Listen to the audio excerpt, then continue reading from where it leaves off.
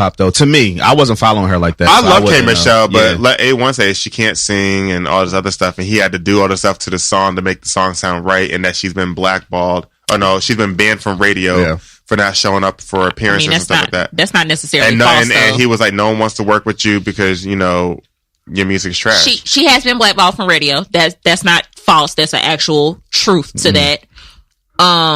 Now I wasn't really too much of a K Michelle fan, but I'm not going to.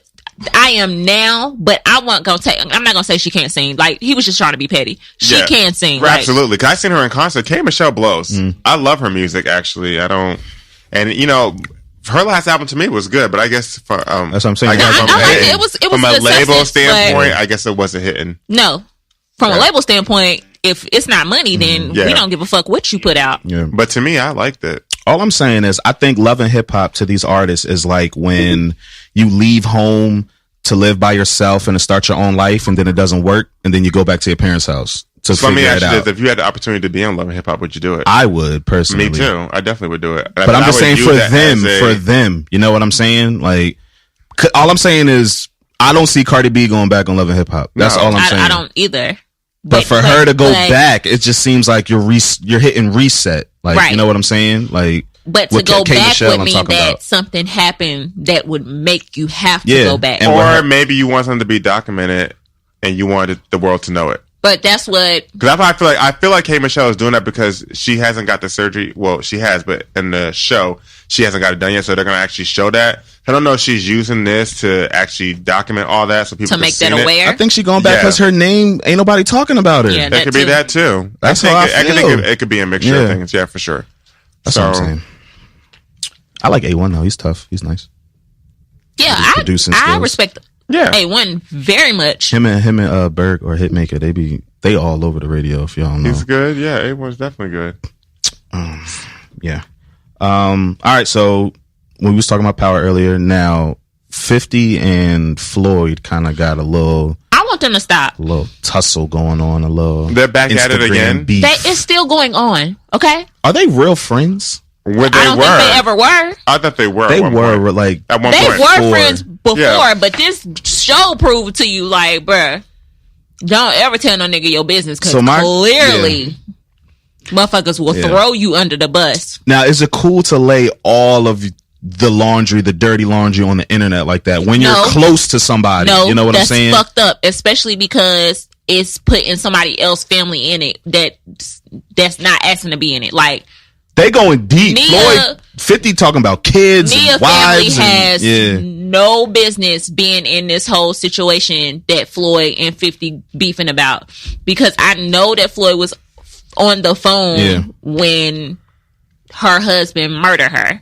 That's crazy. And he bringing that up. That's how you know it ain't right. It ain't no holds barred. Like, they going at it. Like, it's crazy to the point where they pulling out personal information that people...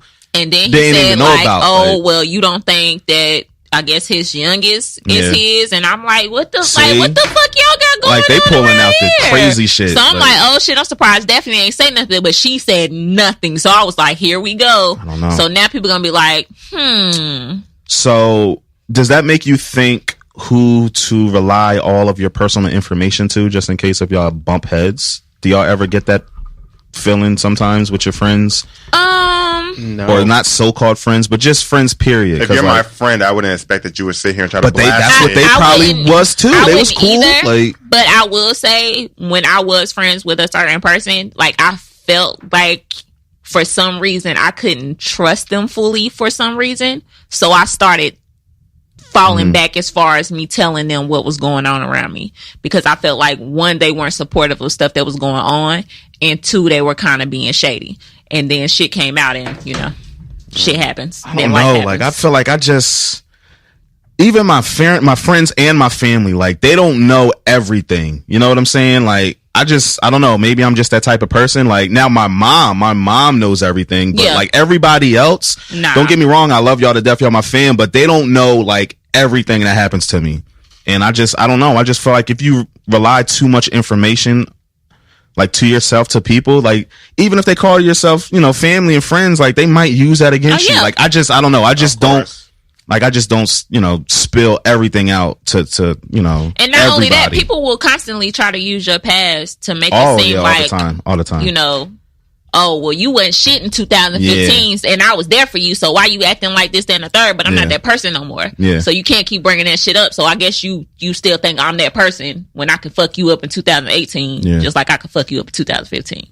I mean, do you feel, because my mom used to tell me that. Like, my mom used to tell me, like, it's a lot of stuff when we was growing up that she never told me. But she tells me now because I'm older. But, like, she used to tell me, like, it was times when, like, we almost got evicted or, like, the car almost got repoed. I never knew nothing because everything was peachy cream. That wasn't your place to know. Yeah. But I'm just saying, like, sometimes it's not always, she didn't want me to stress, basically. Right. That's what I'm saying. Like, your mom would carry that burden. Like, it was so much shit going on when I was, like, a teenager and stuff like that. So, I know, like, knowing now, like, my mom didn't want to put that on me. Mm-hmm. So that makes sense. Like, your mom was protecting you, not so much as hiding it from you. Mm-hmm. But I'm just not, like, friends, family, it's to a certain extent. Like, nah, I got a therapist for that. I'm good. Like, they'll never know my therapist not gonna throw it up in my face. I'm good. They'll never know when I'm on my last dollar. Like, they'll never know when I'm struggling. Like, I can't, like, nah. No. I just can't. But it's funny because I always see when they're struggling, or I always see when they're on their last dollar. Like, it just, I don't know. Like, maybe, I don't know. I don't know. Maybe we're different. And even with I just don't know. Like, my mom them be like, if you need something, ask me. And I always feel uncomfortable asking my mom them because I'm like, I'm 30 years old. Tell me that, I'm asking. Like, I'm 30 years old. I don't want to always rely on my parents. Right. But, if shit got hard and I had to, go ahead and come help me. When the last time you asked your mom for some money? About 3 months ago. It don't gotta be big. I mean, it was $10. It was like $50. Did she give you the lecture? Nah, she gave me no lecture. She was just like, here, go interest to it. My mom used to always give me, so what do you need this for? What are you doing with this? No. Why should I give you this $20? I'm like, Mom, you know what? Fuck it. I don't need the $20 no more. Nah, that's my daddy. I did do the challenge though with my mom. You did what? The challenge with the whole, I'd asked to be brought here, so I want you to take care of me pay my bill. What is that? Pay your bill. It's the pay your bill challenge. Pay your bills challenge. You're supposed to tell your parents, like, hey, I didn't ask to be here, and you decided to have me, so I'm at an age in my life now I feel like you should take care of me for the rest of the life. And you're supposed to see what they say, and whatever they say, you're supposed to post it. That's funny. I'm gonna do that. I did mine. My mom said, she said, you know what? She said, you're right. You didn't ask to be here. She said, but I raised you until you was able to take care of yourself. You're a grown ass man. So she said, sorry, but I can't help you. That's exactly what she said to me. My mama told my brother he was shit out of luck. I'm gonna try it. I'm gonna ask my mom. That's exactly what my mom said. She was dead ass serious. All right, so I'm gonna do my mom, and then I'm gonna report I'll back. play it. No, I'm gonna play mine. I'm gonna play it on the air next week. Next time we record. Oh, Let's not say we did. You can just tell us. Y'all want to hear it? No. All right, fine. I'll just tell y'all. All right, so rewinding. Love and Hip Hop, Stevie J, and Faith. I think it's a publicity stunt. You think it's a publicity stunt? For sure. I don't know, man. I don't know if it's a publicity stunt, but what I'm not about to do is pay this nigga child support bill. So, Faith, let's discuss this, boo. Why? Why are we marrying somebody that has that type of debt to their name? Because what's yours is his, and what's his is yours. So that means you're in $110,000 in debt in Georgia, and in $3 million in debt in child support in general. So I'm just trying to figure out, What, didn't they have like a little fling going on in Love and Hip Hop? Oh, no, he was trying to, or his show or something? Well, they were talking or dating. Yeah. So, I mean, I don't know if it's didn't he get a tattoo of her on his face or something? Yeah, it's on his face. Yeah. He got a tattoo of her initials on his face. And he got something else too. Mm-hmm. Yeah. Wow. I mean, if it ain't real, it look real. I mean, if you like it, I love it. I'm out here for love. So if it ain't fake, let it be what it is. That's their job. So for them to do whatever it takes for that money to keep rolling in, go ahead and get a tattoo of her on your face. Like, that's your job. Like, this is your job now. Like, you're in this light, you're in this celeb lifestyle. If you got to front all the way to make it, that's what you got to do. Yeah, like, that's what you got to do. Like, I'm saying, you made the bed, so lay in it. This is your lifestyle. So if you got to get a tattoo of her, go ahead. This is your job. You're not going to apply to Wells Fargo or FedEx or anything. Like, this is what you do now. So now you got to keep it up. So fuck it. Let me get this tat on my face. Well, if you got the tat, then I guess I'm not getting them. No. I can't. Not of my like significant other. Like I don't think I can do that. And I got mad tats. Y'all gonna pull a Janae? I'm not gonna do that. No, Janae is wild for that. She got the nigga whole face on him. Mm-hmm. Like, yo, did y'all see Naya Revere? No. So shout out to the pettiest of them all.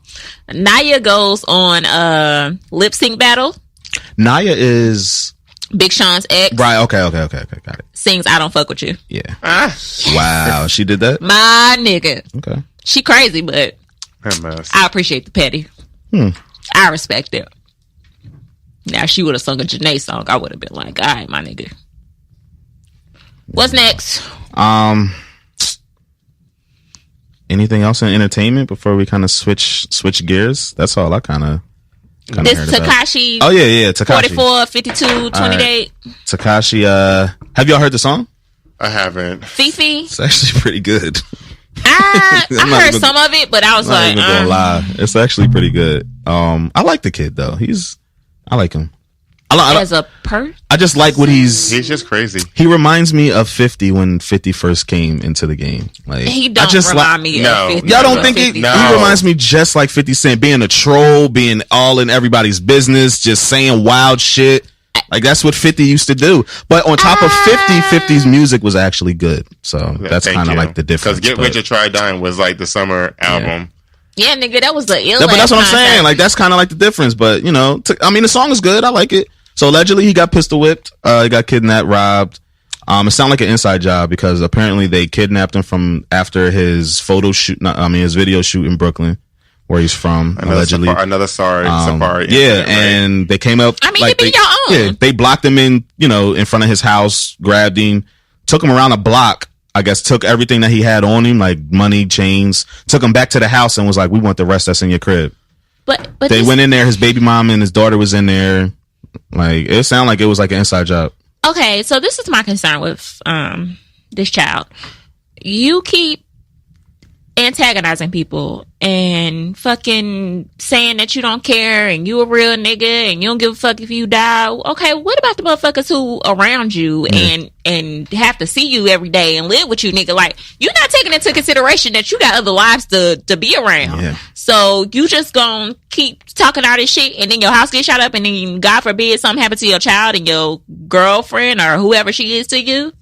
Right. And then I think he got into it with Vic Mensa, like, oh, that was okay. I scrolled past Vic Mensa saying something. He said I didn't was click it, though. He on some shit talking about Vic Mensa. So that nigga went off on him, and then Academic said some shit, and he was like, "I get you fucked up too, nigga." Like it's just too much. I mean, when you and Academics, what the fuck, bruh? Like you're not even a real nigga. Get the fuck on. He just extra Twitter niggas, man. You almost got your ass whooped by 3 niggas at once. He just be in the basement, YouTube and blogging. But my thing is with Tekashi, if you gonna run around and do this, like.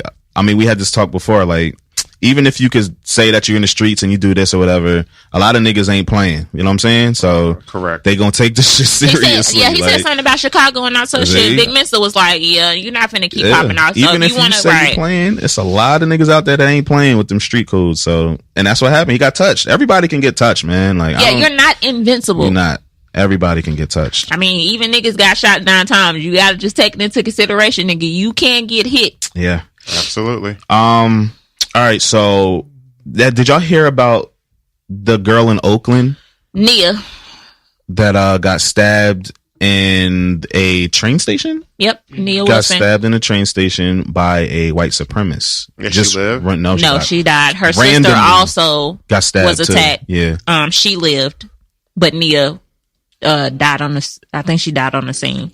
That's terrible. It's just too much.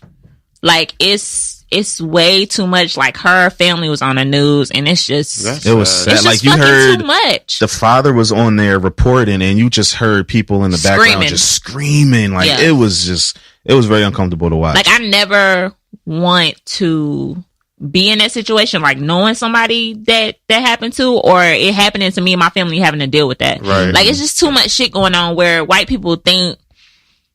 Some white people, racist white people, think that they can just do whatever to black people or people of color or Muslims and Hispanics. Like it's we're living in a fucked up world, and I blame Trump because he's literally perpetuating that you can be violent and sons of bitches and pieces of shit